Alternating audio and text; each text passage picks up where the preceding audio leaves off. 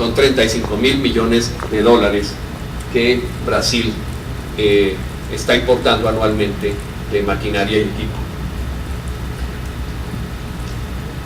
Bueno, el siguiente ejercicio que hicimos fue tomar la muestra de 5 compañías, las 5 más grandes de Brasil, y decidimos tomar un poco el análisis del desempeño de las compañías. Más o menos con los demás países estamos haciendo el mismo ejercicio. Encontramos que en el primer lugar está el banco Itaú Leasing, que se llamaba antes Compañía Itaú Leasing de Arrendamiento Mercantil.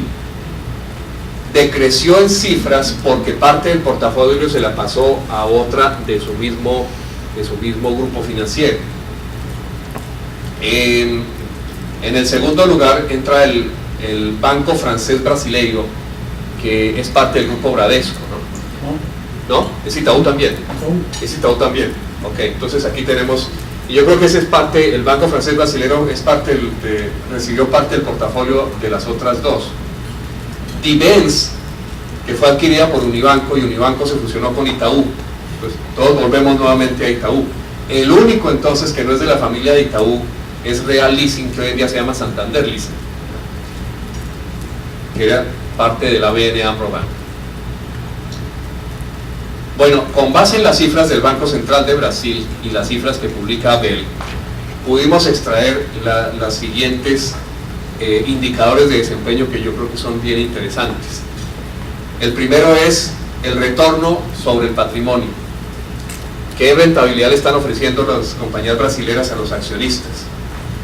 Y encontramos casos interesantes cuando se miran los resultados de Itaú Leasing, donde el ROE es del 7,5%, y dices, bueno, está muy baja la rentabilidad de los accionistas, pero el Return on Assets, el ROA, es del 3,96%.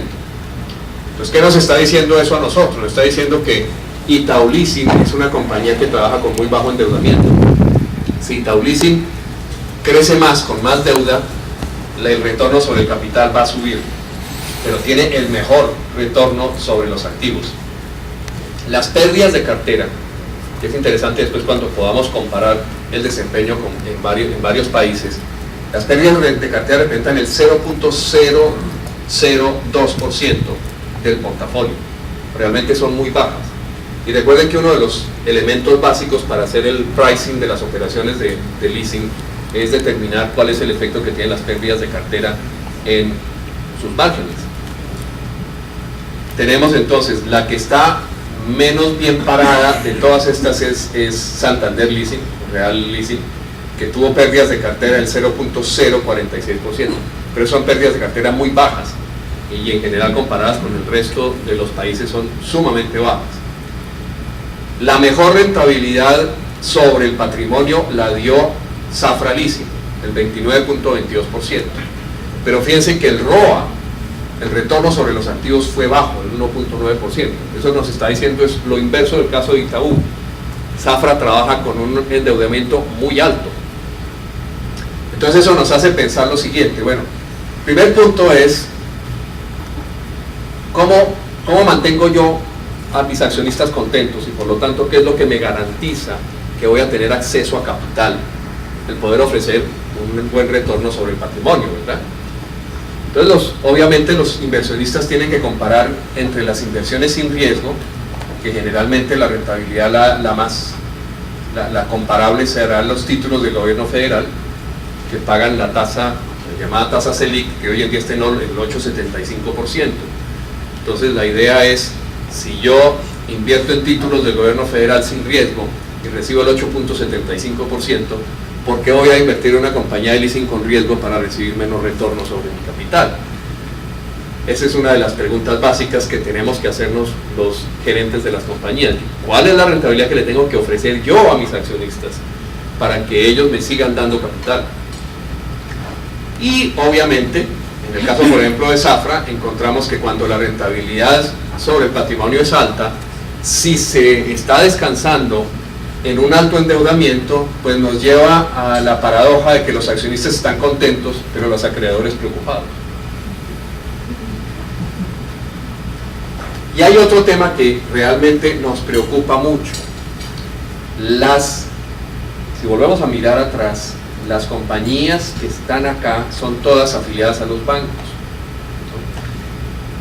Al ser bajas la rentabilidad de las compañías afiliadas a los bancos, esto hace que su importancia dentro del grupo financiero se pierda, se diluya, y eso por lo tanto lleva a que haya peligro de la subsistencia de las compañías.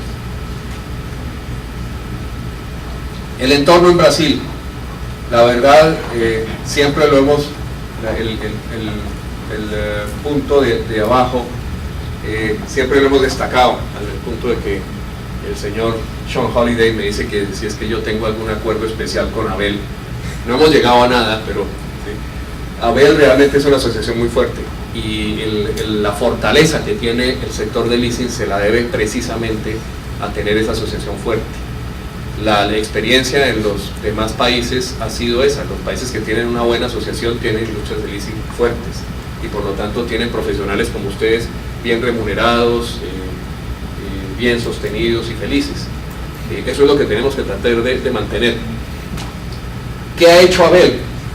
Abel se mantiene siempre a la expectativa de lo que se necesita, de los retos. Entonces, lo primero que han manejado muy bien es la posición de impuestos, la posición fiscal, los beneficios fiscales de la operación de leasing, y la han mantenido en una excelente situación durante más de 30 años. En segundo lugar, cuando se han presentado retos jurisprudenciales, como es el caso de la variación cambiaria en el año 99, o como es el caso del valor residual garantido, que fue en el año 2004, tal vez. Empezó en 99 también. Abel trabajó intensamente y logró manejar y logró inducir una producción de jurisprudencia que hace que hoy en día, desde el punto de vista jurídico, las operaciones de leasing en Brasil, de leasing financiero en Brasil, sean operaciones muy estables. La historia es, la voy a tratar de echar lo más breve posible, pero en esencia, Brasil tiene una definición que me parece muy inteligente del leasing financiero. En general, todos nuestros países definimos el leasing financiero como aquel que se estructura con una opción de compra a un valor residual muy pequeño, y donde está implícito el concepto de que los cánones o rentas que se pagan durante el plazo del contrato amortizan total o parcialmente el costo del equipo. En el caso de Brasil, el planteamiento es diferente. Brasil define la operación de leasing en función de la asunción de riesgos de las partes. ¿Quién asume el riesgo de la pérdida de valor residual del equipo? ¿El arrendador o el arrendatario? Si es el arrendatario, el arrendador entonces le reclama al arrendatario que garantice el valor residual. Entonces, en la operación de leasing normalmente, en la operación de leasing financiero, el arrendatario garantiza el riesgo residual, y generalmente la práctica era que entregara un depósito de garantía del valor residual. Al final del contrato, ese depósito se aplicaba a la opción de compra. Ocurre que algunos abogados hábiles, tomando prestado la práctica del resto de los países, dijeron: si yo estoy pagando por anticipado el valor de la opción de compra, entonces lo que hice fue que compré. Y entonces, como yo compré, usted no tiene derecho a pedir la restitución de la posesión del bien. Entonces, ese tema empezó a ventilarse judicialmente hasta que finalmente el Tribunal Supremo definió que el valor residual garantido es diferente del concepto de la opción de compra. Es básicamente ese principio, y que por lo tanto en las operaciones de arrendamiento mercantil financiero no hay ejercicio anticipado de la opción de compra. ¿Lo expliqué bien, Carlos? ¿Sí? Bueno, ¿qué más ha hecho Abel? Abel mantiene una sólida división de educación continuada para los profesionales de leasing. Y Abel ha estado también muy activa ahora en el debate contable, del cual se hablará mañana, que es otro de las nubes que se cierne sobre el horizonte de las empresas de leasing. Entonces, don Carlos, si nos puedes dar algunas palabras contándonos cómo está la industria en Brasil.